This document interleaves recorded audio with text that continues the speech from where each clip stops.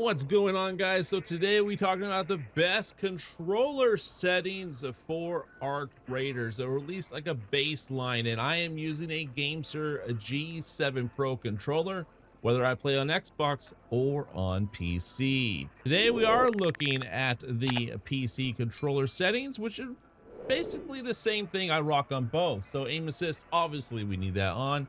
I use prioritize interact, any type of looter shooter or like battle royale. I always like interact first, so I hold the button to reload. Now horizontal sensitivity, this is how you have to play around with it. Go to the like practice range, see what works for you, but you want to be able to control your aim but also be able to like churn at a really like good speed, because there's gonna be a lot of third parties in this game. You're gonna have to be able to like switch targets very easily. So can you switch targets efficiently and stay on target while also with speed? So that's kind of where you want to adjust this setting accordingly to by 5. So like 135 is too fast, slow it down, try that. If that's too fast, try 125. Just find your sweet spot. When it comes to vertical sensitivity, there's not a lot of jumping around in this game. It's more horizontal movement, rolling. Jumping is very minimal, so you're not going to have to adjust your vertical sensitivity too much unless maybe someone's on a hill. But once you have them on that hill, they're not going to go very far. If they fall down, it should be very easy to fall on target because they're not going to be able to move too fast falling from a high ground. So that's why I like 65 as my vertical sensitivity. Zoom sensitivity multiplier, how much your sensitivity slows down when aiming. So you want to slow down a little bit when aiming, not be as fast as when you're ADS. So that's what this is. While aiming down scope sights, we also have a slow down a little bit more. So if this is too much of a slowdown, lower it to 40%. If it's still too slow, lower it to 35%. That's how you're going to adjust that.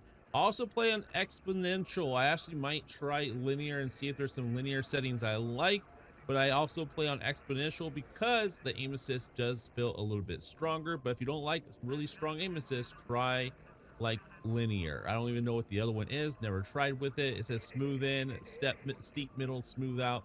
Most people are probably used to exponential and linear. I wouldn't go anywhere else when it comes to that. Dead zones depends on your stick drift. If you have any stick drift, try to rock this as low as possible without getting stick drift. Honestly, look, inner dead zone shouldn't matter too much. Movement dead zones shouldn't matter too much. Just try to make sure you're not moving on your own a lot. Like if you just let go of the stick and it's moving way fast, now if it's barely moving, probably not a big deal. But if it's moving really fast and you have to put this like on like 25 or 30, you need a new controller.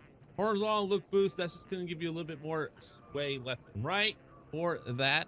That's going to help you out definitely. Look boost ramp time, I believe I watched some video and they said like 0.2 is a good thing. Otherwise boost, I don't really like any boost, but this is the one that people said that you should use a little bit of it, so that's where I'm rocking with that. So shout out to whoever that was, but that's what we're rocking because I don't use it, but hey, if it's going to help me, why not?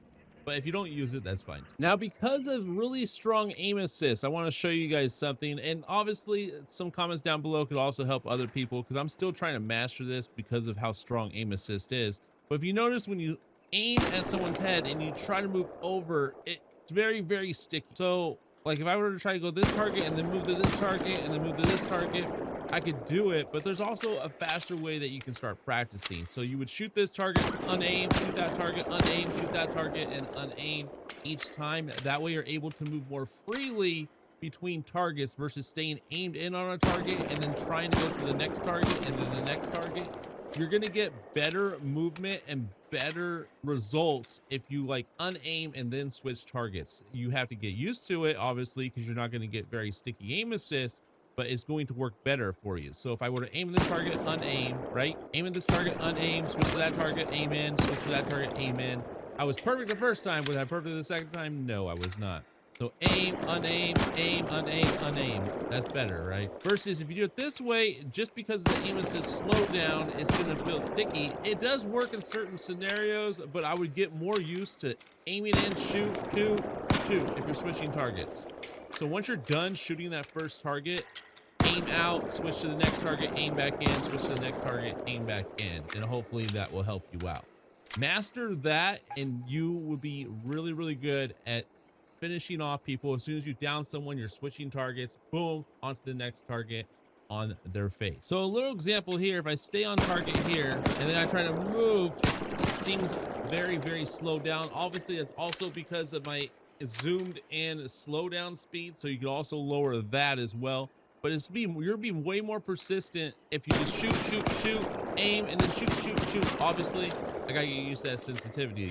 And then if I'm making that mistake too much and I'm overcompensating too much, that means I need to lower my sensitivity. So that's kind of what you want to do. But at the same time, you also just need to get used to the sensitivity. So if you're not used to it, then you're gonna overcompensate anyways. So you gotta give your time to get used to that sensitivity. And if you get used to that sensitivity, then you can make those changes a little bit easier. But as I see, my horizontal seems a little bit too fast, and that's why we go here, horizontal sensitivity. We're going to lower that to 130, 120. We'll even try 125, right? We'll try 125, shoot, move, and see how I didn't overcompensate nearly as much with the lower sensitivity. In fact, I might have less compensated it.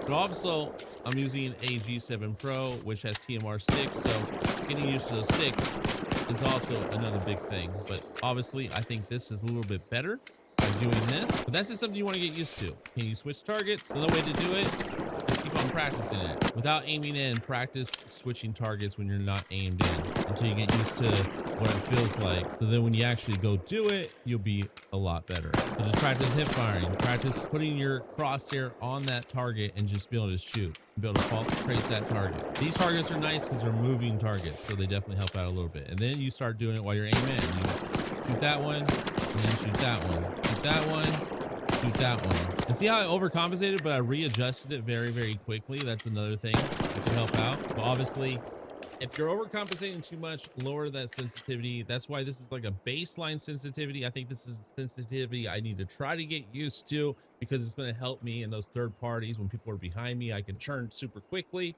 But obviously, if I still can't get used to it, I'm going to lower that sensitivity a little bit so I can get better and have more fine aim, because ultimately hitting your shots is the most important thing. But those are some of the baseline settings that I am using for Arc Raiders using the Gamesir G7 Pro. You can drop your settings down below in the comment sections. Any suggestions, tips for other people or myself, drop them in the comment section down below. And be sure to like and subscribe if you're new to the channel. And I'll see you guys in the next one.